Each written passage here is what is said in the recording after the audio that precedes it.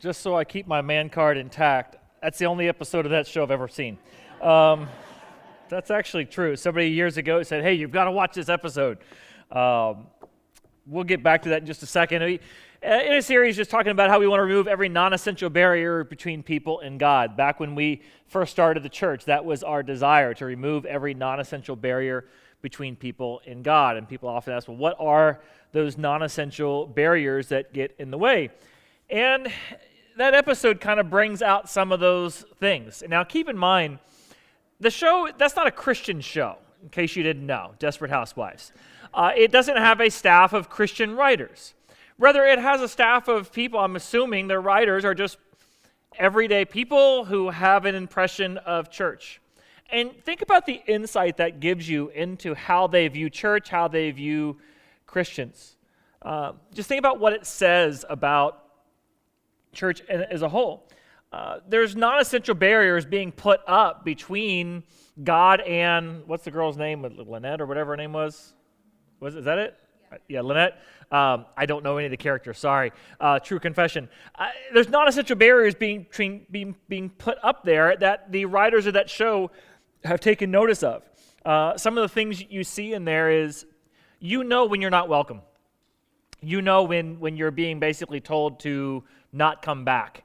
And now what you have to understand about TV shows and movies, it's really hard to communicate nonverbal things. So most times in movies, there's just dialogue in there. Well, somebody will come right out and say, go find another church. Typically, I would hope that you wouldn't walk up to somebody and say that. However, there are many signals you can give somebody which makes them feel like they should go find some other church. And maybe you've been church hunting at some point in your life and you've sort of gotten those kind of signals. So that's something that the writers picked up along the way. Another thing the writers picked up along the way that they put in that show is that people pick up on your faith even though they've never talked to you about it before.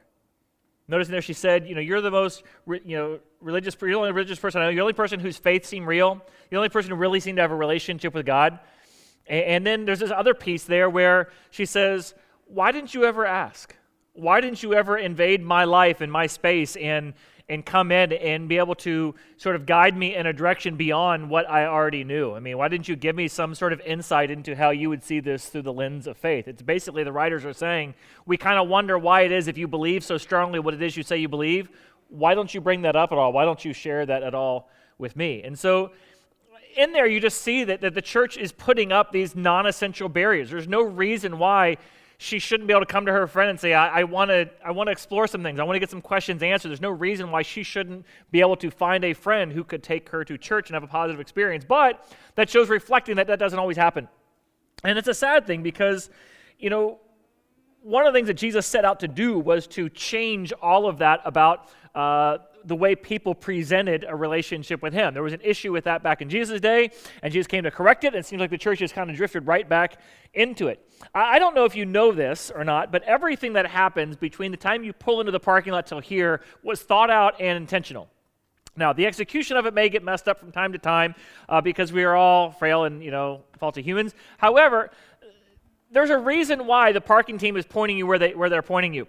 Their goal, what they're trying to do, is allow people who this is their first time coming here to be able to park close to the building to make their entrance in much easier. Also trying to give preference for closer parking to people who may be elderly or have a disability, or maybe somebody who's got small kids. Some of you are thinking right now, I never got that treatment. Two things. Number one, maybe you didn't because they were providing it to somebody else. Second of all, maybe because they didn't know you had an issue and needed the extra assistance. Just roll down your window and say, hey, can I get a close-up spot? I've got a bunch of kids that I can't really wrangle up. It's like herding cats getting them in. Can you help me with that? And they will help you. Which is why for some of you are kind of wondering, I've been coming here for 6 years. How come I don't get a front row spot? It doesn't work that way at church. That's not really what we're here for. We actually are trying to remove non-essential barriers between people and God. So somebody who's their first time here, we want to make it easy for them to get in the building.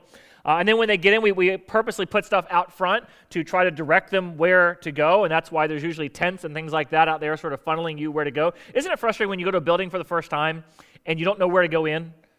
Like if your kids ever sign up for basketball in this city, for any rec league, it is impossible to know which there's one door at that school that's open. There is no marking on it. It is a nondescript door. There are no arrows, no signs, nothing. And you go walk around like an idiot trying every single door, I learned the hard way, just sit in your car and wait for somebody else to do it. And then you can follow after them so you don't look like an idiot. We don't want somebody to have that experience when they come to church. We also try to do everything we can to provide a safe and secure experience for anybody checking their children into childcare. There's a monitor in the hallway. That way, if they're worried about their kids or how they're adjusting or how they're doing in there, they can go and check on the monitor, the video monitor in the hallway to see how they're doing. There's a reason why we serve comfort and coffee food before you come into church. And the reason is because we want you to feel comfortable. We're trying to remove those sense of anxieties when somebody comes in. Our staff's been, we may build at some point, or we're looking into those options at some point down the road. I don't know. And so we've been looking at different facilities, and it's amazing how many times we'll go to a facility and they're like, oh, we don't allow any food or beverages in our sanctuary. And I'm like, that's not really our philosophy. I really don't really care if you trash. I don't want you to trash the building. But what I'm saying is, you're always going to be more important than the building, period. It's a whole lot easier to clean a building up than to clean the life up. Right? And that's really what we're here to do. We're here to keep a life in line with Christ and not worry so much about the building. And so we would rather you feel comfortable, because sometimes it's just easier when you got a coffee and a donut in your hand to sort of take in a few things. I don't know. It just makes you feel a little more comfortable, give you an atmosphere about it. All those things are intentional to try to remove every non-essential barrier between people and God. Because how many of y'all, let me just ask, how many of y'all have been coming to church? Doesn't matter, not this church, it's any church in general. How many of y'all have been coming to a church for longer than 5 years? See, what that means is that you have no idea what it's like for somebody coming to church for the first time. You just don't know. It's like, if you're in the military, it's hard for you to remember what it was like when you first joined the military. That's why when you talk to somebody like me, you start using all this alphabet soup and all these acronyms, just assuming I know everything you're talking about. I don't. Several times I've been invited on base for different functions or events. I don't have any idea where I'm going. I don't know whose parking space is whose, because you all have a big old deal with parking spaces at y'all's place. No wonder you have issues when we don't have that kind of system here at the church. I don't know where to go or what to do. I don't know the procedures. And it's intimidating when you go somewhere you don't know the procedures. And when somebody comes to church for the first time, most of us in this room have no idea what that's like. We have no idea what it's like to go somewhere and not know the rituals and the routines and the language and what's accepted or not. That's why every so often somebody will come in here in a three-piece suit and we're all like, oh, first time? Yeah. How'd you know? I don't know. You look nice, though. You look nice. Because we don't know what to expect or what to do there. We want to try to remove every one of those non-essential barriers, because if you think about all the anxiety you have going somewhere new for the first time, now add to that there is a spiritual battle going on for this person's soul. And Satan desperately does not want them here. He wants them anywhere else in the world other than in this building where they can come into contact with the God who loves them and gave his life for them. And so you've got all of the normal things plus all that spiritual battle going on behind the scenes, which is why as a church we need to be doing everything we can to remove every non-essential barrier between people and God. And one of the biggest barriers that is out there is this sense of condemnation. Now,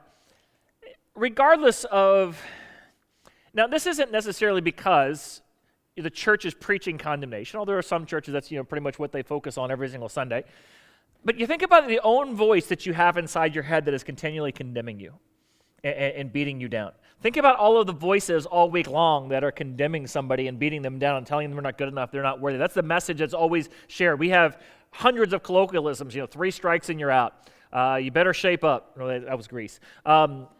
We've got all kinds of just things basically say, 3 strikes, you're out. What you reap, you will sow. You're on thin ice. All these things basically say if your performance doesn't match up, you're out of here.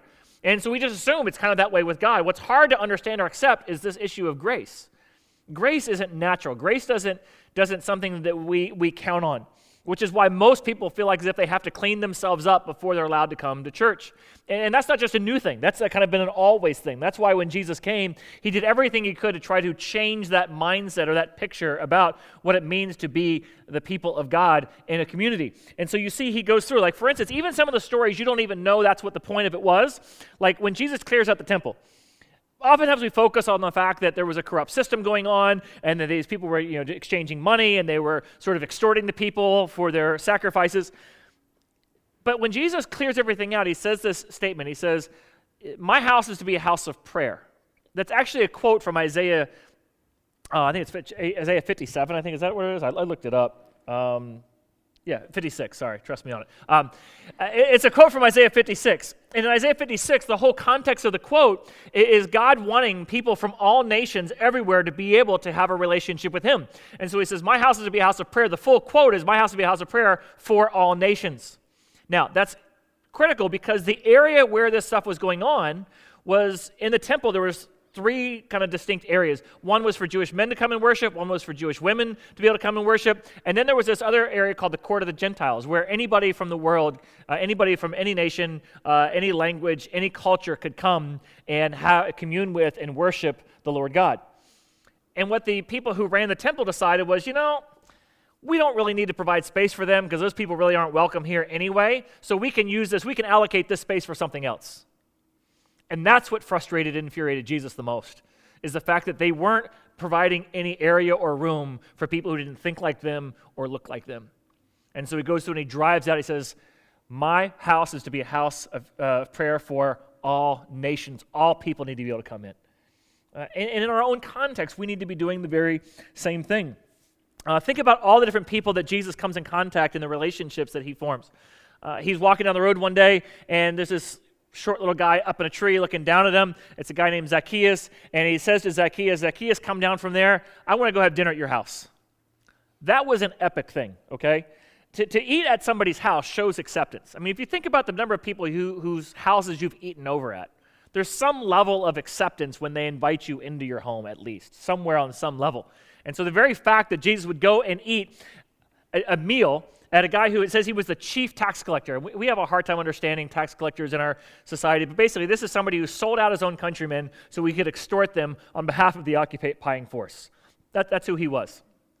He had literally sold out his country. And Jesus says, I want to go eat at their house. And the religious leaders are like, what's he doing going to this house? What's he doing hanging out with all these sinful people? Now, Jesus did this so much that he was willing to risk his reputation in order to do it. And if you look at later on when they talk about him, they said, Jesus comes, he's eating and drinking, and here's what they say of him. He is a glutton and a drunkard. He's a friend of tax collectors and sinners. The worst of the worst kind of people who he's hanging out with. And so, you just assume, well, if he's going to hang out at parties where all that stuff's happening, he's probably joining in there as well. In other words, he was willing to risk his reputation because of that. Now, one of the things that bothers me about church is the general reputation that the church has in the community. And here's what I mean by it. I'm jealous of organizations like AA and Celebrate Recovery, because when somebody goes to Celebrate Recovery, or like if you were to announce to say, if you were to tell people in your office, hey, I've been going to AA now for 6 months, and I'm 5 months sober. There's nobody who would go, so? Everybody unanimously is like, wow, that's great. Or if you say, I've been really struggling, a lot of hurts, habits, and hang-ups, and so I've been going to Celebrate Recovery, whether it be for alcohol or a sex addiction or for PTSD or whatever it may be. You say that, and you say, and I just got my 1-year chip, 1 year clean. There's nobody who would hear that and go, so? Everybody's like, wow, that's great. They love that. Just the very fact that you say that you're either going to AA or to Celebrate Recovery is sort of an open admission of, hey, I got some issues I need to work on. And everybody knows that. Everybody has an assumption that if you're going to either one of those two organizations, you've got issues and you're working on them. And we all celebrate that. We all applaud that. However, when somebody hears you that you go to church, they instantly assume that you think you're perfect. Right? And it shouldn't be. Because it should be the reason you're going to church is because you got issues, right? Like turn to the person next to you and say, you got issues.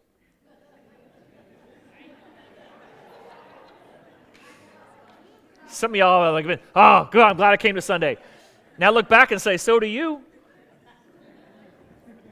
And now look back at them and say, and that's why I'm here. See, wouldn't it be great if when you told somebody you went to church, their first thought was, oh, you got some issues you're working on? Yep. Wouldn't that be awesome? That was Jesus' picture. That was his vision. That was his hope for church. He wanted the religious people today to get it. He wanted them to say, oh, you're going to Zacchaeus' house? Of course you're going to Zacchaeus' house. He's got issues. Of all the people in the community who need some Jesus, it's Zacchaeus. And if that guy can get saved, it would change our whole community. And sure enough, it does, because he says, if I've cheated anybody else, I'm going to pay him back, multiple times whatever I cheated them out of. It transformed the community when somebody like that comes to a relationship with Jesus Christ. Wouldn't it be great if when you told somebody you went to church, they looked at you and said, oh, you got some issues you're working on? You'd be like, yeah, I am. I'm a work in progress. Wouldn't that be amazing? That's what Jesus hoped to establish. But somewhere along the way, we've transformed it to make people think that I go to church and therefore I'm perfect. And if you want to be perfect like me, then clean yourself up, then you can come join me at my perfect holy huddle. That's not at all what Jesus came to do. Think of all the different people Jesus had interactions with. And think of all the different stories. How many times does Jesus have to live out an expression of grace for us to understand that's what Jesus is all about, that's what the church is supposed to be all about? I mean, just go through story after story after story. He says in John chapter 4, I have to go through Samaria. You don't have to go through Samaria. We all go around Samaria. Nobody goes through Samaria. No, I have to go through Samaria. And you realize the reason why is because he knows that there's this woman coming to the well that day around noon that he has to have a conversation with. And so they begin talking, and he begins to share with her about this living water that she could experience where she could have a loving relationship with God that lasts for all eternity. And then they get on the topic of, well, but you Jews and us Samaritans, we don't really get along, so we all disagree on these religious things, and so he addresses that. And then they start talking about the fact that she's been married 5 times, and now she's shacking up with some other guy. And this all goes on, and she ends up realizing that even though he knows everything about her, he still loves her, and he accepts her, and he's just showing her grace after grace after grace after grace. And so she runs back into town, and she goes, hey, I met a guy who knows everything about me, and I think he's the Messiah, and he still loved me and showed me, favor and grace and acceptance, even though he shouldn't have. I wouldn't have thought he would have. It's like changing my whole perspective on who God is. And Jesus is like, yes, that's exactly why I came, and that's exactly what I wanted to do. And then you flip over a couple pages in the book of John. The next story you read about is this woman who's caught in adultery, and she gets drug up before Jesus. And everybody in the crowd wants to condemn her, wants Jesus to be the first one to do it, but he doesn't. Matter of fact, what's he do? He says this statement, maybe you know this part of the story. He says, he who is without the sin, cast the first stone. What's so awesome about that statement is not only does Jesus show her grace in that moment, but he gets everybody else in the crowd to view her through a lens of grace by simply saying, before you look at her sin, look at your own first. And if we would just see other people's sin in light of our own sin, it would change the lens through which we see other people. And the problem is so often we get in church for so long, we forget about our sins. That's how we all become like the older brother in the story of the prodigal son, Luke chapter 15. You got the prodigal son who runs off, and all of us think, oh yeah, I used to be that guy. The reality is if you used to be that guy, then you probably are the other guy, or you're on your way to becoming the other guy. The guy who ultimately doesn't want to come into the Father's house because he thinks he's done everything right, and he's jealous and frustrated whenever all these non-Christian, these non-religious people come into church. And he says, you're drifting towards that place. And what Jesus does in this moment is he gets all the older brother types to drop their stones and begin to see somebody else's sin through the lens of their own sin. There's that woman in Luke chapter 7.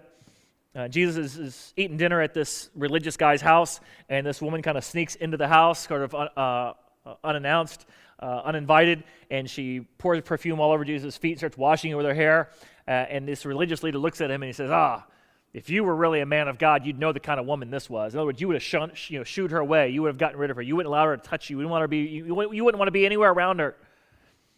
And Jesus then goes on to tell this whole story about how God loves her and there is grace provided for her, and because of the grace for her that God has shown for her, and listen, she knows she's a sinner. And she knows how much she's sinned, and that's why she's so in love with God, because she realizes just how amazing grace is. And the problem with you is, it's been so long since you experienced amazing grace or thought you needed amazing grace, your passion for God has dropped. And that's the problem once we start going to church for too long, is not that I'm telling you to quit coming to church, I'm just trying to kind of come back and say, you always need to have your sin ever before your eyes. If you ever get to the point where you think you only need a little bit of grace or just some good grace or, yeah, I could use some, whenever it's anything short of amazing grace for you, you're drifting to that place of danger that Jesus warns about and that he was always clashing up against. You're drifting towards that place of somebody who's going to be putting up non-essential barriers that deal with non-grace in somebody's life. There's another story in Luke chapter 5. It's kind of an odd story. It's a story where Peter is out, they're cleaning up their nets, and Jesus says, hey, let's go out, kind of late in the day. I know it's not time you normally go fishing. Let's go out. We're going to catch something. And so they throw their nets over just in obedience to Jesus. And when they pull them back, it's this big miraculous catch of fish, so much fish they can't put in their own boat. They have to get another boat over to share the 2 boats. And at that moment, Peter drops to his knees. And he recognizes in that moment just who Jesus is, that he is the Son of God standing on his boat. Now, keep in mind, it wasn't just because of a miracle, okay? It sort of was, I don't know. This wasn't the first miracle Peter had seen. Okay, because earlier, like if you read Luke chapter 5, you'll see that sometime like the day before or recently, Jesus had already done a miracle in Peter's life. Peter's mother-in-law was sick, and Jesus came in and he healed her. Now, I don't know what it's saying about how the fact that didn't really move him, but the fish did, but I'll just let you sort of think about that on your own. But, it's like, mother-in-law? So what? Oh, fish? Oh, wow, you must be the Son of God, right? So what happens in that moment when he recognizes who God is?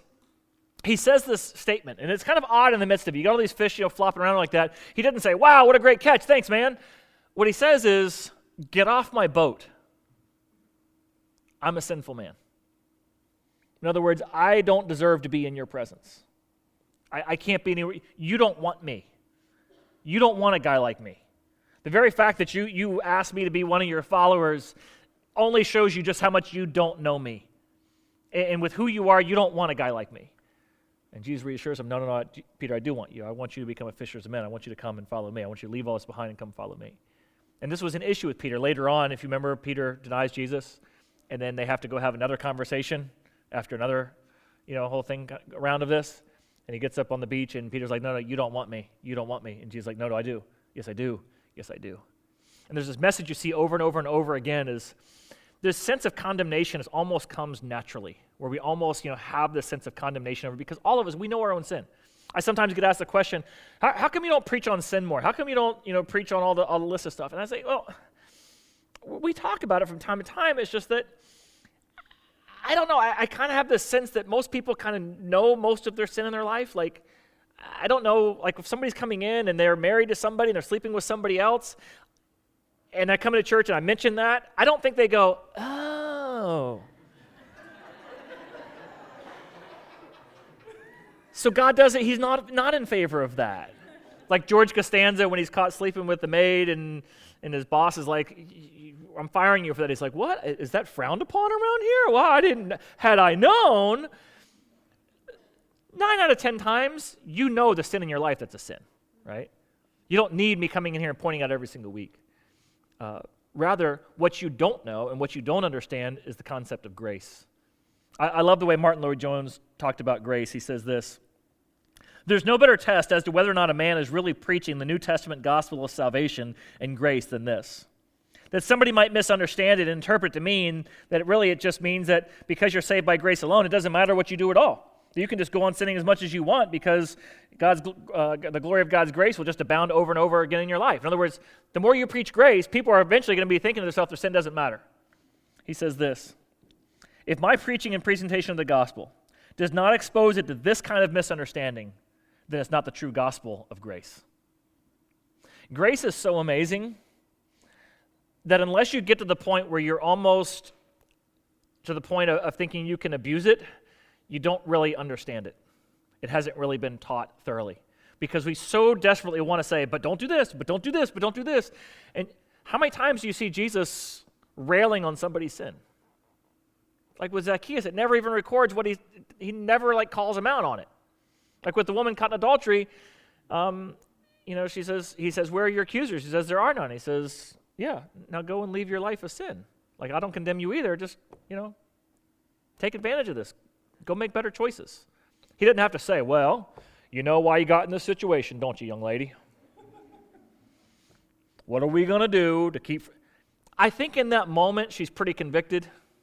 I think in that moment, she doesn't ever want to be there ever again, right? She doesn't really need a lecture at that moment.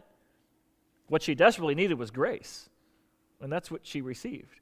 And over and over again, you see Jesus continuing to teach this message of grace. And I remember when I first felt the call to ministry, I was at Florida State. And it'd be a couple of years before I graduated and was able to go on to seminary. And so that very first semester I decided, well, I might as well I've got to take a few humanities. I might as well take some humanities kind of geared towards what I'm thinking about doing in the future. And so the very first class I took after I felt the call to ministry about this was a class on world religions. And it was very informative. I loved taking it. And in that class, I ended up meeting this girl. She was asking me for my notes. And so we got to become friends. And she asked me why I was taking the class or how I signed up for it, something. I remember sharing with her about my relationship with God, wanting to become a pastor, and I basically shared a gospel presentation with her on that day. Well, that ended up beginning a several-year-long friendship. And I remember about a year into our friendship, she came to me and she says, I don't like the fact that you're always shoving your faith in Jesus in my face all the time. And I said, whoa, whoa, whoa, whoa, whoa, whoa. I shared my faith with you the very first day we met when you asked me why I was in the class. And you told me that you weren't interested in that, you didn't want anything to do with that, and you were kind of doing your own thing and didn't want to hear about it. I said, from that day, I have not mentioned Jesus to you ever again. I haven't even invited you to church ever again. All I've done was be kind to you and show you love. That's it. I would go over and fix stuff at her place that she and her roommates had. I never dated the girl, by the way, in case you are wondering. This was not a dating relationship at all. No, seriously, I never dated the girl. It was just this odd friendship. I don't know, we were just honestly just friends. It was a strictly platonic, just friendship. Never held hands, nothing, right? So we were like, no, honestly, right? So I remember her response back after I said, no, I haven't done that. She says, now that I think about it, you're right, you haven't. It's just that I know what you believe, and I know the choices I've made and the things that I'm doing don't line up with God. And so I just always feel condemned whenever I'm around you.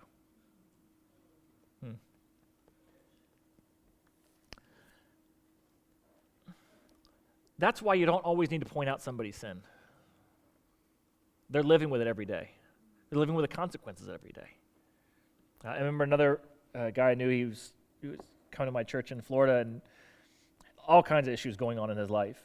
And one day we were out working and together on something at the church, and he says to me, he says, hey, I got to ask you a question. Do you know, and he was living with this girl he wasn't married to. He was like, do you know I'm living with her? I'm like, yes. He says, how come you never called me out on it and told me it was a sin? I looked at him, I said, do you not know that it is? He's like, no, I do. Then what'd you need me for? He's like, well, I don't know. I just always felt like you were going to come down on me, and I'm always shocked every single time that you're nice to me. And I said, well, do you know what you ought to be doing? Yeah. Then why don't you do it? And that started a series where he began to make better life choices. But you see, it was the grace and the grace and the grace and the grace that moved to the change, not the condemnation. And that's a hard message for us in the church to know. Because we put up barriers thinking that we're helping when really all we're doing is hindering grace. Grace is the hard message to communicate. Grace is such a hard message that God had to put skin on it and send Jesus to the earth to display it and model it for us. And he says, your mission as a church in this world is to be the hands and feet of Christ. In other words, Jesus isn't here right now except for when somebody comes into this room, when somebody comes into this building, when somebody comes onto this property, they should know what it's like to be in the very presence of Jesus Christ when they're here. They should. And what would that look like? What would that be like? Now,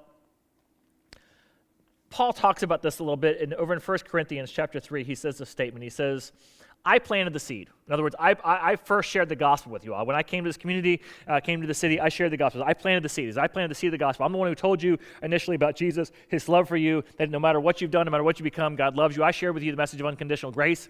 He says, then Apollos came on as another pastor of your church, and Apollos, we know, was a very scholarly guy, and he says, and Apollos watered it. In other words, he came and he showed you and talked to you about what it means to have a relationship with Jesus Christ and what that looks like, and taught you more about the scriptures and sort of reinforced all of that. He says, but God made it grow. What we need to know from that is you and I cannot fix people or change people or bring about a miraculous conversion in somebody's life. We can't do that. Only God can do that. Only God can change somebody's life. And no matter how much you want to, no matter how much you want to manipulate somebody to, only God can do that. Okay? There's a seed that's being planted. There's a seed that gets watered, and oftentimes, that's whether that's you sharing the gospel or me sharing the gospel, or you telling us in the Bible or me telling us in the Bible. But there's a piece of here that he's talking about to this church, and all through the problem with the Corinthian church is they are a horrible environment for a lost person to be in, because it's just so dysfunctional. And what he's trying to communicate to them is, it's the church that provides the soil for this growth to happen. And the kind of environment that you're creating, if it's a grace-filled environment, it is the kind of environment where this seed can be planted, where it can be watered, and where God allow it to grow. And our responsibility as a part of the church is to be the grace environment where this kind of seed can grow and flourish. Now, what that means is, some of you all came here from another church. Some of you all developed some bad habits over time. Some of you all have become in church so long you've developed some bad habits. And you can really mess this up. And if you're going to mess this up, go somewhere else and mess it up, please. Lovingly. Because we're trying to remove every non-essential barrier between people and God. And because we've been working on doing that, what you need to know is in this room are people who are probably nothing like you. There's a lot of people in this room who are nothing like you. There's a lot of people who are part of this church that are nothing like you. A lot of people attending online who are nothing like you. And what you need to understand is there are Republicans and Democrats and Libertarians all in this room, all a part of our church and watching online, okay? There are people who are rich and there are people who are poor. There are people who are drug addicts. There are people who are alcoholics. There are people who are white collar, blue collar, and green collar. Is Navy still green collar, or are you guys like a subset of blue collar? Are you Navy collar? I don't know what you are. Anyways, there are people who said lightning would strike if they were to come to church, and people who said the roof would fall in if they came to this church, and both have happened. True story. One of them, his wife got saved while he was on deployment. He came back. We were in the midst of doing renovations, and in a room right back there, he literally was back there helping, and the drop ceiling fell on his head. He's like, I told my wife if I came to church, the ceiling would fall in on me. If God says lightning's going to strike if you come to church, please watch from home, because lightning keeps striking this building, and I love you. I just wish it wouldn't happen anymore. We have people who have tattoos, people who have piercings, people who had plastic surgery, wigs, toupees. Yes, we've seen toupees in here. Don't say anything, just smile and nod. We even have people who wear shoe wedges just to make themselves look taller. We got people with medical conditions and special needs and social anxieties. We've got people with PTSD, anxiety, depression, bipolar. We got people with food order or eating disorders that makes them want to eat too much. We got other people with eating disorders where they won't eat anything at all. We've got people who are contemplating suicide and people who've lost a family member to suicide. We've got people who trust the police, and we've got other people in this room who are police officers. We have people who believe in flat earth, people who believe in karma, people who believe in evolution, people who believe in horoscopes, and even people who believe in Bigfoot. Alex Golf. Sorry. I just meant Alex Golf goes to the church here. We have people who are porn addicts. We have people who have been in the sex industry. We got people who are transgender, people who are in same-sex relationships. We've got people who are hooking up and shacking up and messing up and shooting up all within the past week or so. We got people who've had abortions, people who've had divorces, and people who've had affairs. We have people who've been to jail. We've got people who've been in prison. We've got people who know the difference between jail and prison. Some of y'all think it's the same thing. People who've been in them, they know there's a difference. We got people from other countries and people who are from other cultures. We have people who grew up in the Mormon church, people who grew up in the Catholic church, people who grew up in charismatic churches, people who grew up in fundamentalist churches, people who didn't grow up in church at all. And like I said, these are not just general categories of people. When I was crafting this list, I was thinking of somebody who fits in each one of these groups. And all these people go to this church. So the next time you have sort of a conversation or thought in your mind of like an us versus them, or you want to talk about those people, let me remind you, we are a church that is full of them and those. Okay? Let me say that one more time. The next time you think about us versus them, or you want to talk about those people, you are a part of a church that is reaching out and sharing the gospel with and is full of them and those, right? And that should change our perspective on who we are as a church, because we're here to be a house of prayer for all nations and all people, from everybody. And when they come in, they're wondering, will you accept me as I am? Do I have to conform to who you are in order to be a part of what you're doing here? Or can I just come in and be in an environment, in a soil where the gospel can be planted in my life, where it can be watered over time, where maybe God can grow something up out of this dead soul that I've been living in all this time? Which makes me want to go back to something I shared 2 weeks ago. 2 weeks ago I shared about lock-in we had a couple years back, not a recent lock-in, but a couple years back.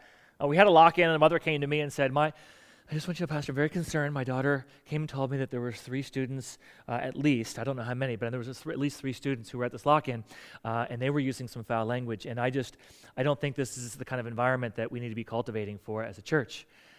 What are you going to do about it? And I don't remember what my exact response is to her. However, if I could have us do-over with it, here would be my exact response. And if you ever think this, here would be my response to you. Number one, can we just thank God that they came to church? to a church event, of all the places these kids could be on a Friday night, that they're going to spend all night around people who are commissioned by God, called and sent to be able to plant the seed of the gospel in their life and water in their life. We want them in an environment with student leaders, like your daughter ought to be, in order to provide the kind of environment where they can come into a relationship with Jesus Christ. Is there any better place that this kid could be? Thank God they're here. You should be praising God when you came home and said, oh my gosh, lost people wanted to be a part of something a church was doing. Thank you, Jesus, I get to be a part of something so similar to the kind of ministry Jesus Christ had. Second thing, what you should be asking is, in particular, how can we as parents, and you as a parent with your daughter, continue to create the kind of environment where that kid feels accepted? Because I really, really hope your daughter didn't ostracize them. I really hope she didn't make them feel like they've been completely blackballed and pushed out, like as if they're not welcome here. I really hope that when that happens, it would almost be like a beacon for your daughter to go, there's somebody who needs the gospel. There's somebody you need to love on and show acceptance to, because they're probably new here, because they know that most people here don't talk like that, but that's okay. I want to make sure they feel loved and accepted while they're here. And then thirdly, you should be telling your daughter that that's the kind of person they need to be sharing Jesus with. That's the kind of person that when the youth pastor stands up and you know he's going to be sharing a gospel presentation to say, hey, this guy's good. We should listen. We should listen. Now, Pastor Ryan shared me a little follow-up about that story, because I shared it a couple weeks ago, and he came to me after service and says, hey, of those 3 kids that were at that event a couple years back, 2 of those 3 got saved. They started coming to youth group regularly, and they began a relationship with Jesus Christ that they'll enjoy for all eternity. That's awesome. Now, we just had a lock-in. I don't know if any kids were cussing there. Micah, you got some work to do. Bring in some, if she was, she shouldn't be. She should know better. But no, that's the kind of church I want to be a part of. You know, that's the environment we want to create. In youth ministry and ministries we do here as adults, that's what we want to be as a church. A kind of place where somebody can come in and we don't go, oh my gosh, I can't believe they did. We would just go in like, oh my gosh, that's awesome that she's here. Oh my gosh, it's wonderful that he came to church. I'm so glad, because there's a life-changing message here. And I just want to continue to try to create an environment where they feel loved and accepted, such that they will hear the word of God preached, that the gospel can be planted in their soul, that God can water it over time, and who knows, but maybe, just maybe, God can grow something up out of the ashes of their life and create a new life where there was nothing but deadness in the past. That's my hope, and that's what I'm here to do. That's what we're on mission to do as a church. Would you join with me as we close in prayer? Father, I thank you for your love. I thank you for the grace that you've shown each and every one of us. Father, can we just pause for a moment and come to you and ask you, Father, to search our heart, to think about times where we have not been loving or accepting to somebody, whether it be an environment here at church or where we work, where we didn't make them feel as though church was for everybody, the church was for them, that the gospel was for them. Father, forgive us for the times where we've been quick to show you a judgmental spirit rather than grace. Forgive us for an us versus them or a those people mentality. And Father, may we be a church full of us and those and thems all together, under one roof, under one name, all proclaiming who you are and what you've done in our life. Father, give me the eyes to see the mission that's before us. To thank you for bringing people in my life who are nothing like me or that need desperately to hear your gospel. Father, may I just take on the mantle of leadership to create the environment for them and look for the time to share the Jesus Christ with them too. And in Jesus' name we pray. Amen.